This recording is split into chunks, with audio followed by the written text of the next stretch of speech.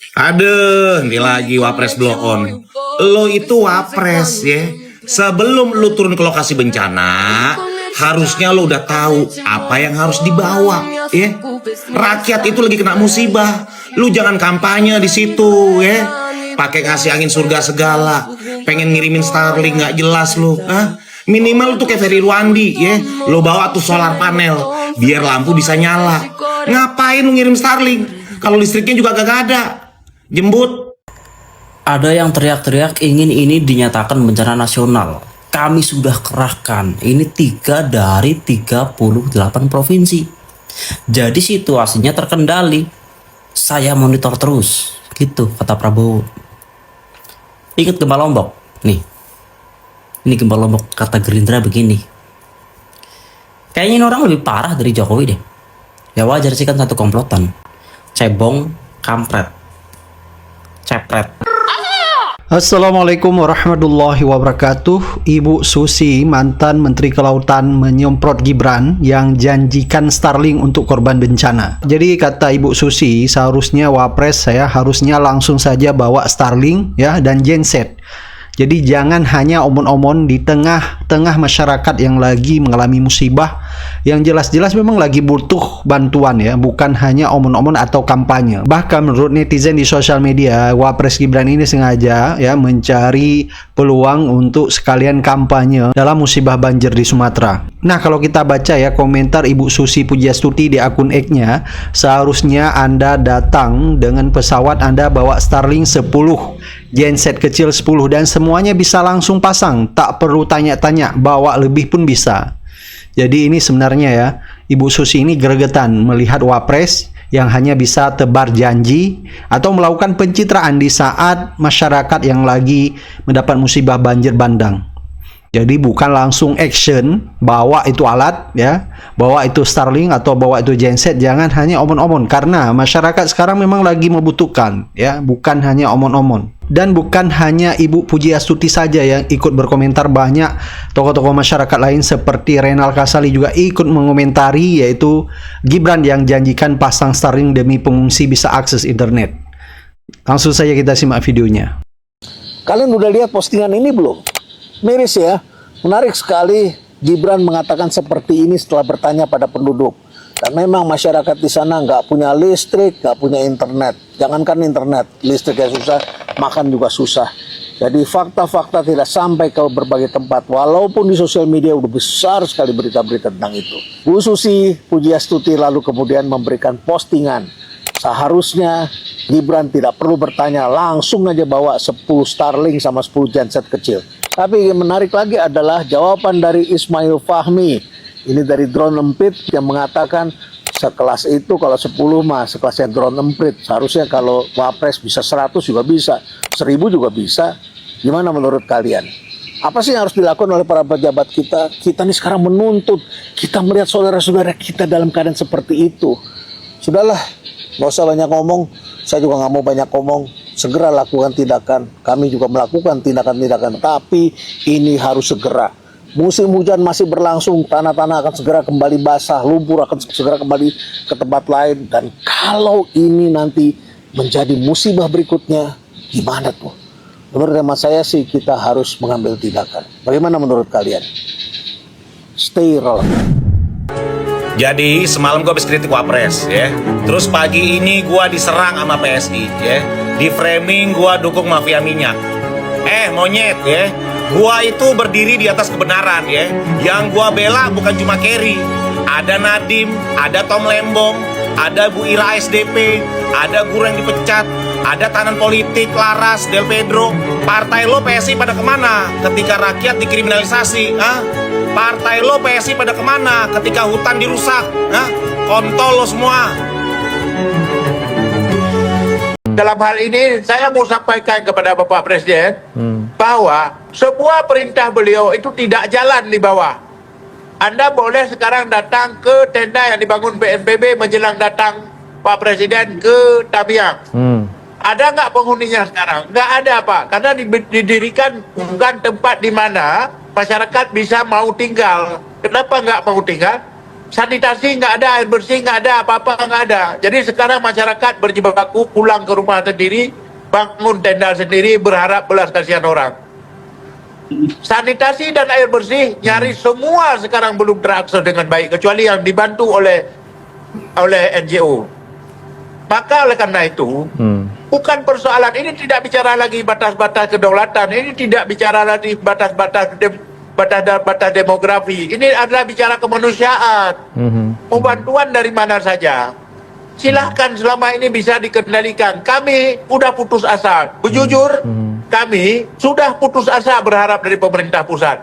Yang ada di sini adalah pertengkaran yang tiba-tiba TNI menyita logistik yang dengan alasan dibagikan. Padahal tugas mereka mengamankan dan menjamin bahwa distribusi.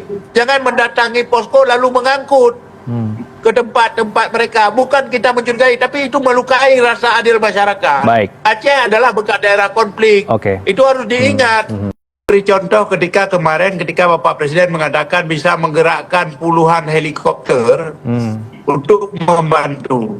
Dan adanya beliau mengatakan bahwa angkutan BBM diangkut dari udara. Itu sama sekali tidak benar. Oke. Nah, itu sama sekali tidak benar karena jumlah penerbangan tidak lebih dari sebelum ada instruksi beliau, antara 16 sampai 15 kali setiap hari untuk menjangkau luas wilayah yang seperti dikampaikan oleh kawan jurnalis tadi. Begitu juga pengangkutan BBM melalui udara, itu sama sekali tidak benar. Oke. Itu tidak benar. Maka saya prihatin dengan apa yang Pak Presiden sampaikan dalam rapat kabinet itu atau kepada media tentang penanganan. Sungguh kalau ada penerbangan itu dan kemudian ada pengangkutan BBM itu, Aceh Tengah, Benar Meriah dan lain-lain tidak terisolir seperti hari ini. Hari ini mereka di media sosial Anda bisa melihat bagaimana orang memanggul beras, memanggul BBM untuk dengan jalan kaki berpuluh-puluh kilometer. Oke. Untuk menjadi pedagang dadakan daripada itu. Baik. Anda bisa lihat sendiri. Jadi bagaimana Presiden menerima informasi yang seburuk itu yang dia sampaikan ke publik, yang menghancurkan kredibilitas Presiden sendiri. Begitu saya kira. Oke. Kalau bukan periuk nasimu yang diterjang banjir, kalau bukan mamamu yang meninggal, kalau bukan rumahmu yang hilang, kalian nggak akan paham sakitnya pada saat bencana itu. Ya. Bahkan setelah pulang dari lokasi bencana, bilang mengunggulkan sawit. Ada banyak studi ya, studi Walhi, universitas, tidak hanya Indonesia, internasional mengatakan bahwa deforestasi salah satunya karena sawit. Jadi kalau ketika bencana masih kemudian bilang sawit, sawit, dan sawit, saya ingin bilang begini, Mbak. Untuk semua pemimpin publik, anggota DPR, termasuk Presiden sekalipun. Kalau bukan periuk nasimu yang diterjang banjir, kalau bukan mamamu yang meninggal, kalau bukan rumahmu yang hilang, kalian nggak akan paham sakitnya pada saat bencana itu. Kalian nggak perlu tertimpa bencana untuk merasakan itu. Tapi empati aja cukup. Pesan-pesan pemerintah, termasuk Presiden, Anda melihat nir empati? Presiden, BNPB, boleh nggak marah masyarakat ketika bencana terjadi? Boleh. Masyarakat bayar pajak. Dari setiap yang kita beli sampo semua bayar pajak. Supaya pajak itu masuk ke negara, oke? Negara kemudian balikin lagi duit ke masyarakat ketika masyarakat susah. Sumbar itu dipotong 2,5 T kalau nggak salah efisiensi anggaran. Aceh itu 2 triliun. Sumut itu 1,1 T.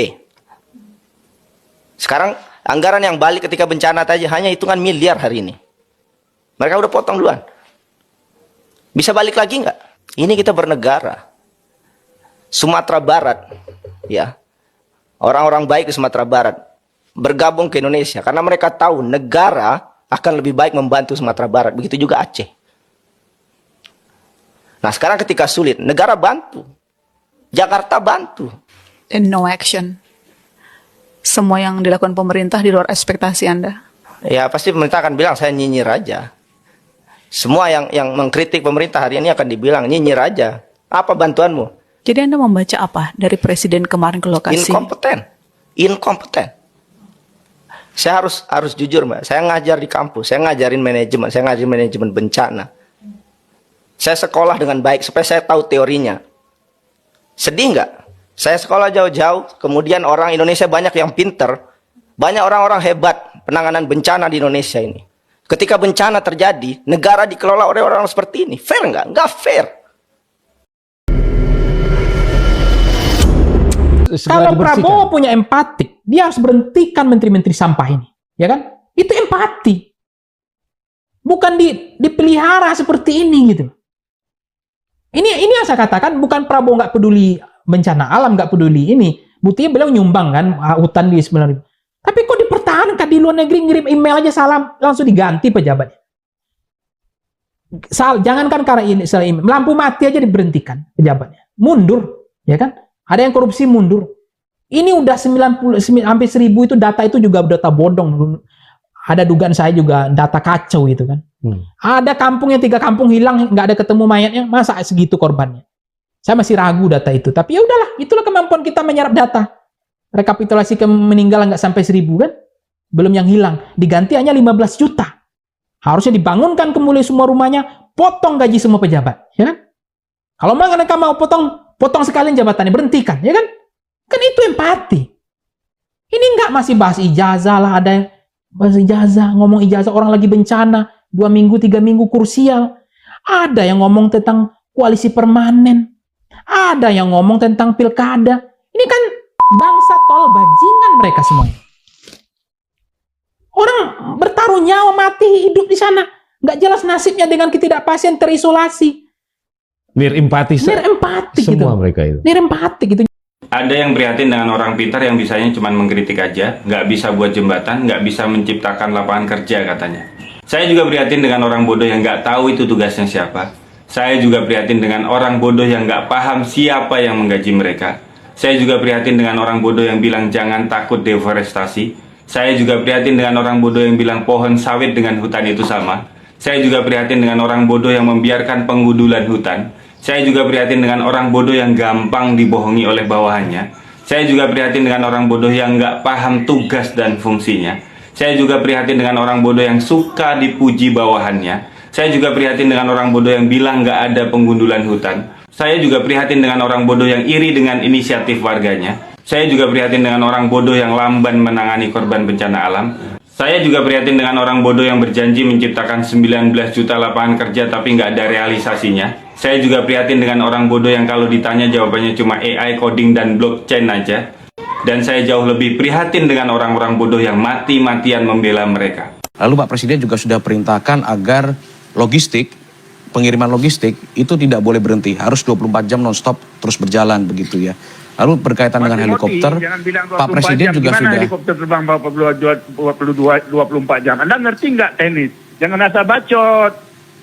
Mohon maaf Pak, kami bukan asal bacot Pak, kami ada datanya. Dan Pak Presiden sendiri juga sudah memerintahkan agar tahun depan itu direncanakan 200 helikopter. Jadi tahun depan Pak Presiden akan menambah 200 helikopter begitu. Apa? Tambahan untuk tahun depan? Tahun depan 200 helikopter. Udah pada mati rakyat bejir. Astagfirullahalazim. Bantulah hamba agar tidak berdosa ya Allah. Hey, astagfirullah, gak bisa teriak, takut tua, gak ngerti deh gue. Helikopter akan ditambah tahun depan. 200 helikopter tahun depan. Bejir banget. Kita butuh sekarang, brengsek. Kita butuh sekarang. Ya, kalian coba lihat tuh area Takengon benar meriah, semua udah kayak zaman bahola teman-teman ya. Bisa-bisanya tahun depan nambah 200 lagi. Sekarang sekarang orang udah pada mati bejir. Selucu ini Indonesia. Terus ya, dikata lagi bahwasanya helikopter bekerja 24 jam. Bejir, manipulatif banget sampean ya, manipulatif. Staf presiden, setara level staf presiden menipu rakyat terang-terangan, bejir. Siapakah pilot gaib itu teman-teman? Tolong tunjukkan batang hidungnya, ingin aku cium lututnya. Ya, Katanya 24 jam. Yang mana pilotnya? Sebutkan siapa dia, biar ku tunggu ini. Rumah aku dekat bandara, jadi setiap hari aku bisa mendengar suara helikopter terbang 24 jam. Siapakah yang mengemudi helikopter gaib itu? Terlalu. Indonesia itu lagi kena bencana. Jangan sebercanda itu Anda, brengsek. 50 helikopter sekarang sedang bergerak di daerah musibah. Minggu ini helikopter baru datang, 5 buah helikopter minggu. Assalamualaikum warahmatullahi wabarakatuh. Saya nggak tahu harus ngomong apa pagi hari ini. Mungkin teman-teman juga udah banyak video yang berseliweran tentang statement pimpinan negara kita yang mengatakan bahwa Indonesia tidak butuh bantuan dari negara manapun. Indonesia mampu untuk menangani bencana di Aceh dan Sumatera. Saya saat mendengarnya, saat melihatnya hanya bisa berlus dada dan mengucapkan astagfirullahaladzim. Inikah yang dinamakan dengan kesombongan yang terselubung? Sungguh bahaya kita memiliki pimpinan yang mungkin menurut saya ya, ini adalah NPD atau Narcissistic Personality Disorder.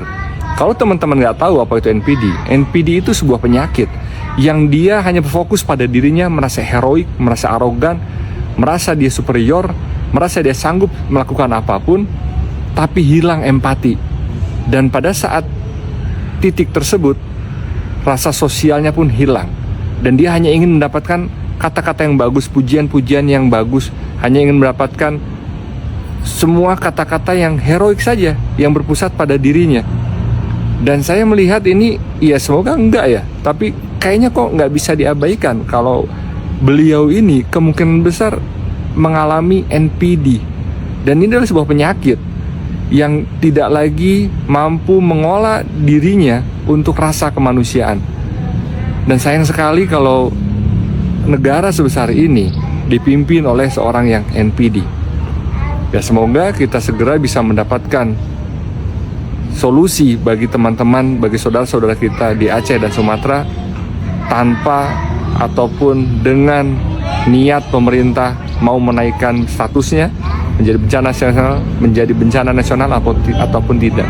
Saya mengerti menaikkan status bencana nasional itu bukan hal perkara mudah. Sepanjang sejarah Indonesia baru 3 kali menaikkan status bencana nasional, dan itu pun skala yang memang luar biasa. Tapi di sini kita nggak bisa tutup mata.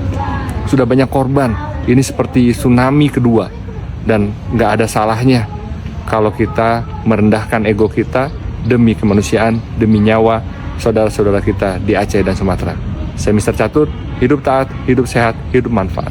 Belakangan ini banyak pejabat kita hobi nyinyirin orang pintar. Katanya orang pintar cuma bisa mengkritik, nggak bisa kasih solusi. Jadi bingung. Orang pintar sudah kasih peringatan dini, dianggap nyinyir. Terus bencana datang, kampung-kampung hilang, ribuan orang meninggal. Terus kaget, bencananya besar ya, padahal sudah diperingatkan. Ya beginilah dampaknya kalau orang pintar dianggap musuh. Orang pintar sudah bilang, jangan gunduli hutan, bahaya, dianggap nyinyir. Terus kaget, kampung hilang ketiban banjir lumpur.